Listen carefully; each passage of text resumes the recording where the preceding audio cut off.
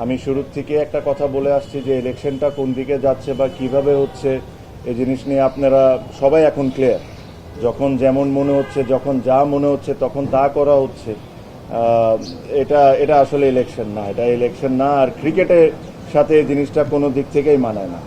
আপনারা I am sure যখন EC তালিকা দিবে যে আজকে কারা কারা উইথড্র করেছেন, তাদের নামগুলো আপনারা দেখলেই বুঝতে পারবেন যে তারা সবাই তাদের জায়গা থেকে হেভি ওয়েট, তাদের vote ব্যাংকও is very strong.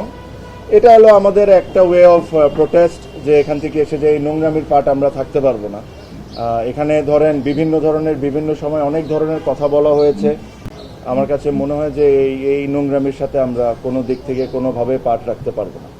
R secondly আমি একটা জিনিস সবসময় বলছি, বাংলাদেশ ক্রিকেট এটা ডিজার্ভ করে না, বাংলাদেশের ক্রিকেট ফ্যানরাও এটা ডিজার্ভ করে না। এটাও বলে রাখি, আমি জানি না কতজন স্বীকার করবেন কি করবেন না, বাট এখানে আরও অনেকেই আজকে উইথড্র করতেন, তাদেরকে বিভিন্নভাবে বিভিন্ন ওয়েতে বোঝানো হয়েছে বা চাপ সৃষ্টি করা হয়েছে, তাদেরকে করে থামানো হয়েছে। বাট এছাড়াও অনেকেই আজকে উইথড্র করতেন।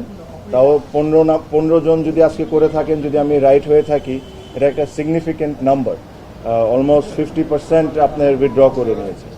সো আমি এই বিষয়ে কোনো এক সময় ডিটেলসে আপনাদের সাথে কথা বলবো যে কি হয়েছে কি হয় নাই।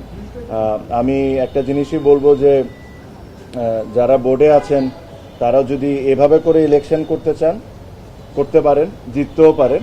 বাট আজকে ক্রিকেট 100% হেরে গেছে, এটা নিয়ে কোনো সন্দেহ নাই।